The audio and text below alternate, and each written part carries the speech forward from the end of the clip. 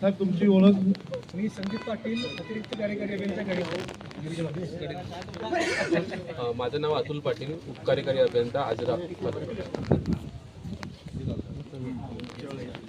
दादागिरी करताय तिथं लाईट बिल बद्दल थांबून घेत नाही. सांगितलं की तुम्हाला आता दांडकं हातात घ्यायचं म्हणून. वरची लेवलला करा म्हणजे तुम्ही काय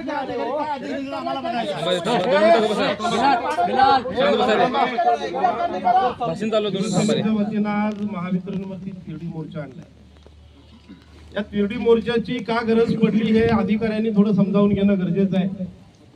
आपण ज्या वेळेला स्मार्ट मीटरची सक्ती केली त्या स्मार्ट मीटरला बऱ्याच वेळेला आम्ही विरोध केलाय, वेगवेगळ्या माध्यमातून निवेदन दिलेली होती. पण आपल्या सर्वांना एक गोष्ट माहिती आहे की हा देश दोन माणसांच्या हातात द्यायचं वरच्या सरकारचं धोरण आहे आणि त्यामुळं अडाणीची जी काही वीज आहे ती वीज वापरली गेली पाहिजे. हे महावितरणला आधी सक्तीचं केलंय आणि मग महावितरण आम्हाला सक्तीचं करतंय. त्यामुळं स्मार्ट मीटर मुख्यमंत्री असं सांगतात की स्मार्ट मीटरची काही सक्ती आम्ही केलेली नाही, पण आता आमच्या लोकांची जी तक्रार आहे की ज्या लोकांनी स्मार्ट मीटर बसवलेलं नाही त्यांच्या घरचं रिडिंग घेतलं जात नाही,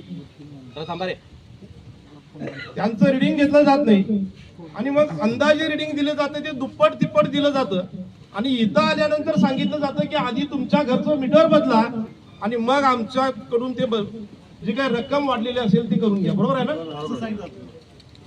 साहेब? पहिला माझा प्रश्न तुम्हाला असा आहे की तुम्हाला काय सक्ती केली ते आम्हाला आधी समजू दे.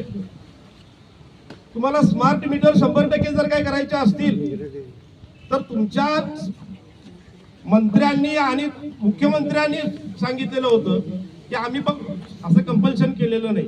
आमच्या लोकांच्याकडे तुम्ही स्मार्ट मीटरची सक्ती का करताय, ती चोरून करताय.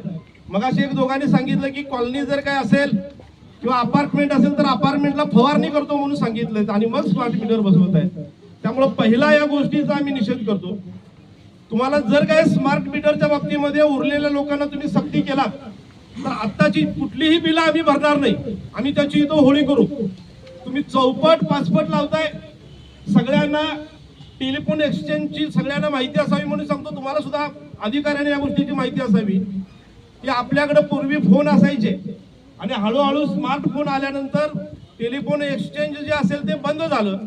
तुमचं सुद्धा महावितरण काही दिवसानंतर तुम्ही आत्ता जात्यात नाही आहे पण सुपात आहे. तुमच्यावरती सुद्धा ही गदा आहे.